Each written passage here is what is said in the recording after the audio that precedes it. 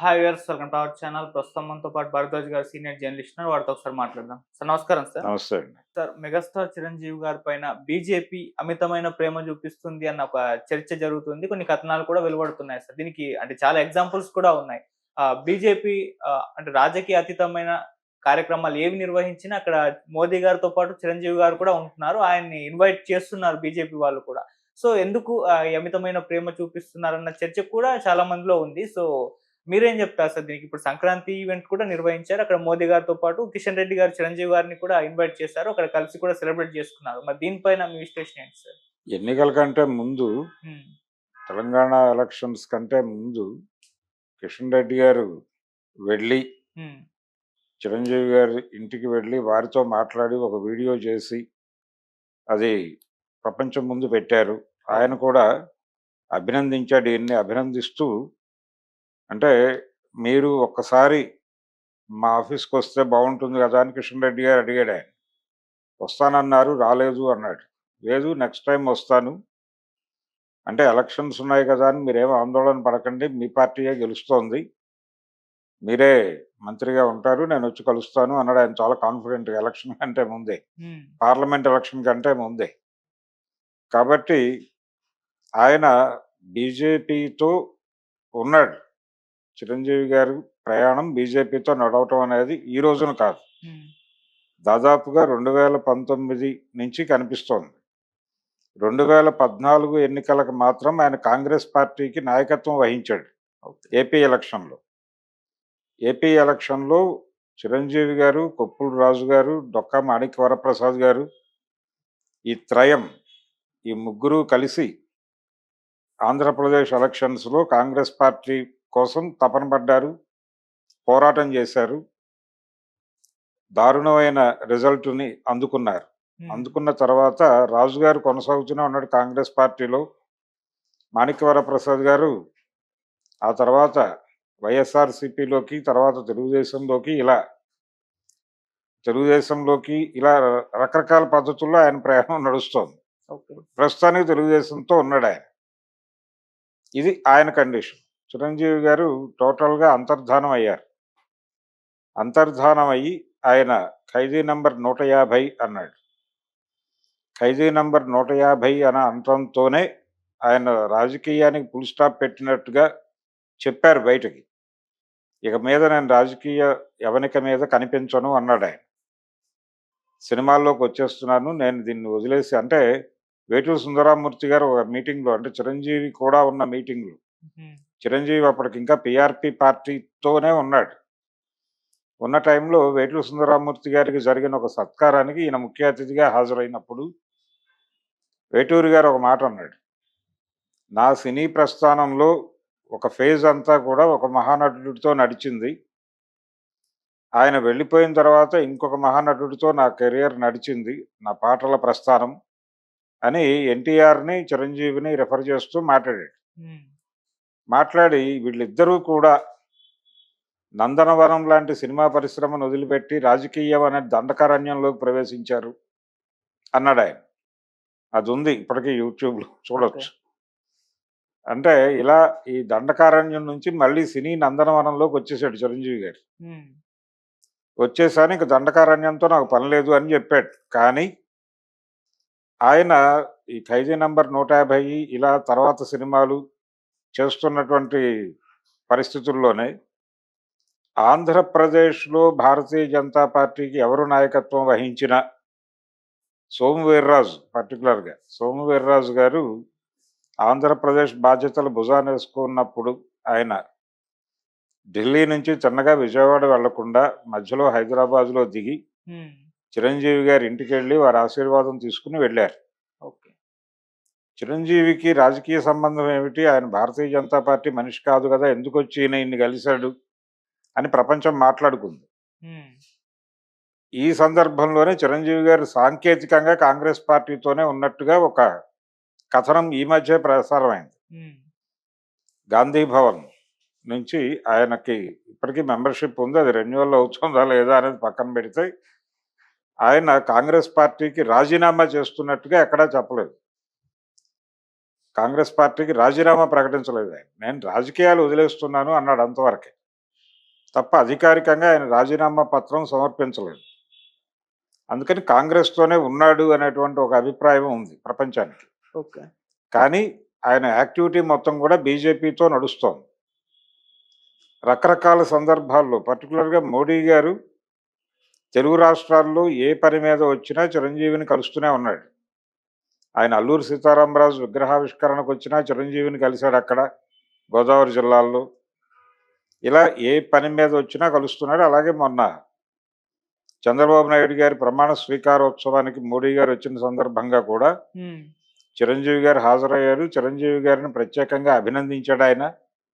అభినందించడంతో పాటు మొత్తం కార్యక్రమం ముగిసి తను వెళ్ళిపోవటానికి ముందు తనే పరిగెట్టుకుంటూ వెళ్ళి చిరంజీవిని లాక్కొచ్చి, పవన్ కళ్యాణ్‌ని లాక్కొచ్చి వాళ్ళిద్దరి చేతులు ఎత్తి ప్రజలకి అభివాదనం చేశాడు ఆయన. హ్మ్.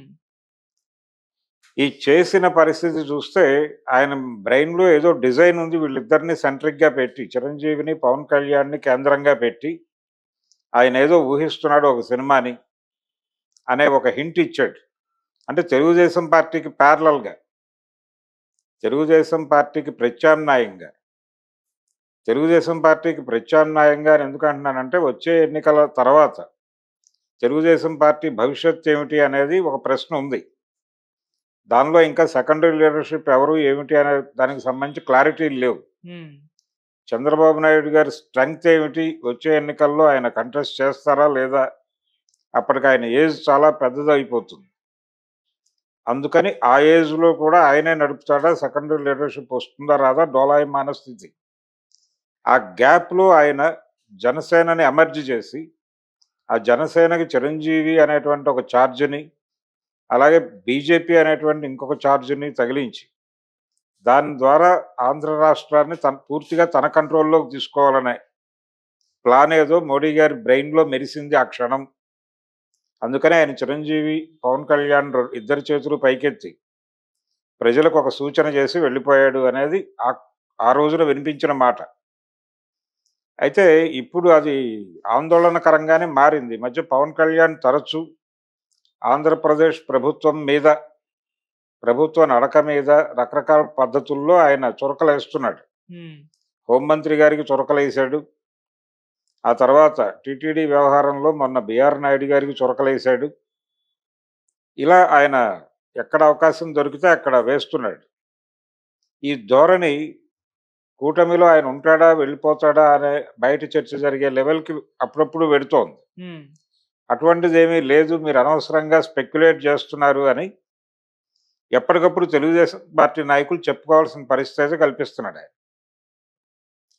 ఈ గ్యాప్, ఈ వ్యవహారం చూస్తుంటే చిరంజీవి గారు రాజకీయ వ్యవహారం ఈయన ప్రస్తుతానికి మార్గదర్శనం చేస్తున్నాడు. ఏది జనసేన పార్టీకి. రేపొద్దున ఈ వాక్యూమ్ సీరియస్‌గా ఉంది అని గనక అనిపిస్తే ఆయన ఆంధ్రప్రదేశ్‌లో జనసేన పార్టీకి పూర్తి స్థాయిలో తన సర్వీసులు అందించే అవకాశం ఉంది. హ్మ్. జనసేన, బీజేపీ కూటమి విత్ చిరంజీవి ఫ్లేవర్.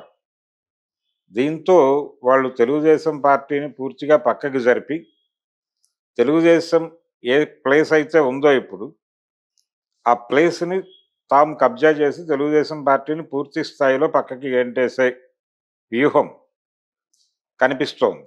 అంటే జగన్మోహన్ రెడ్డిని ఎలాగూ కంట్రోల్‌లోకి తీసుకున్నారు. కాంగ్రెస్ పార్టీ లేచే పరిస్థితి లేదు. కాంగ్రెస్ పార్టీ మొన్న ఎన్నికల్లో కూడా ఏమీ పెర్ఫార్మ్ చేయలేకపోయింది. పెర్ఫార్మ్ చేయకపోగా వాళ్ళకి ఇంతకు ముందు పడిన ఓట్ బ్యాంక్ కూడా తగ్గింది.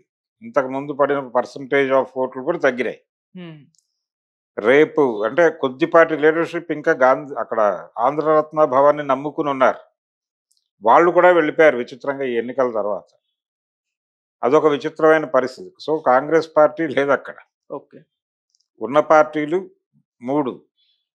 ఏది కూటమిలో ఉన్న 3 పార్టీలు బయట ఉన్నటువంటి వైసీపీ. హ్మ్. వైసీపీతో భారతీయ జనతా పార్టీకి ఒక లింక్ ఉంది. ఒక అండర్ గ్రౌండ్ సంబంధాలు ఉన్నాయి వాళ్ళ మధ్య. కాబట్టి ఇన్ టోటల్ తన కంట్రోల్‌లోకి వచ్చేస్తుంది స్టేట్. ఆల్రెడీ ఇప్పటికీ వాళ్ళ కంట్రోల్‌లోనే ఉంది ఆంధ్రప్రదేశ్.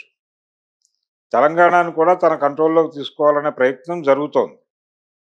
ఒక మేరకు లోపాయికారిగా వాళ్ళు తెలంగాణను కూడా తమ కంట్రోల్‌లో పెట్టేసుకున్నారు త్రూ రేవంత్ రెడ్డి. ఇది దేశవ్యాప్తంగా జరుగుతోంది. ఇక్కడ కూడా నెమ్మదిగా ఎమర్జ్ చేస్తారు. నెమ్మదిగా కాంగ్రెస్ పార్టీలో ఉన్న నాయకులతోనే కాంగ్రెస్ పార్టీకి తలకొరువు పెట్టించే కార్యక్రమం కూడా భారతీయ జనతా పార్టీ విజయవంతంగా తెలంగాణలో అమలు చేసే ప్రమాదం ఉంది. ఓకే. అది కాంగ్రెస్ పార్టీ గుర్తిస్తుందా లేదా అనేది వేరే గొడవ. హ్మ్. కానీ అది ఆలోచన ఉంది వాళ్ళ బుర్రలో. సో, ఇవన్నీ భారతీయ జనతా పార్టీ వ్యూహంలో ఆయన ఎమర్జ్ అయిపోయాడు చిరంజీవి. ఆయన్ని అక్కడ వాడతారు, ఇక్కడ వాడతారు. హ్మ్. తెలంగాణలో కూడా ఆయన్ని వాడతారు. అందుకనే కిషన్ రెడ్డి రెగ్యులర్‌గా చిరంజీవితో టచ్‌లో ఉంటున్నాడు. ఈ టచ్‌లో ఉండటం వెనకాల బీజేపీ కేంద్ర నాయకత్వం వ్యూహం ఉంది. ఓకే. చిరంజీవికి కర్ణాటకలో కూడా ఇమేజ్ ఉంది. కర్ణాటకలో ఇమేజ్ ఉంది. కొద్దో గొప్పో తను తమిళనాడులో కూడా పెర్ఫార్మ్ చేయగలడు. హ్మ్. ఆ మేరకు అతన్ని 4 రాష్ట్రాల్లో వాడుకోవచ్చు. ఈ 4 రాష్ట్రాల్లో ఎలా వాడుకుంటాం అనేది వాళ్ళు వీలు వెంబడి ప్రసారం చేస్తారు. నేరుగా చిరంజీవిని వాడాలా? చిరంజీవిని వెనకబెట్టి పవన్ కళ్యాణ్‌ని ముందు పెట్టి డ్రామా నడపాలా? ఇది వాళ్ళు ఆయా సందర్భానుసారంగా నిర్ణయాలు తీసుకొని నడిపిస్తారు. హ్మ్. అందుకని కాంగ్రెస్ పార్టీని వచ్చే ఎన్నికల్లో కూడా పూర్తి స్థాయిలో పక్కకి నెట్టేసి ఫోర్త్ టర్మ్ భారతీయ జనతా పార్టీని కేంద్రంలో అధికారంలోకి తీసుకురావడానికి వాళ్ళు రకరకాల ప్రాంతాల్లో మోహరిస్తున్నటువంటి శక్తుల్లో చిరంజీవి కూడా ఒకడు. ఓకే. అందుకని చిరంజీవికి ఆ ప్రామినెన్స్ ఇస్తూ వెళుతున్నారు. హ్మ్. చిరంజీవి కూడా యాక్సెప్ట్ చేశాడు అది ఆల్మోస్ట్ ఆయన. వాళ్ళతో ట్రావెల్ అవుతున్నాడు ఇప్పుడు కాదు. 2017 నుంచి ఈ ప్రయాణం కొనసాగుతోంది. నడుస్తుంది. ఆయనకి ప్రయోజనంగానే ఉందది. అందుకని ఆయన జై మోడీ అనేస్తున్నాడు. Okay sir. Thank you so much sir. Thank you.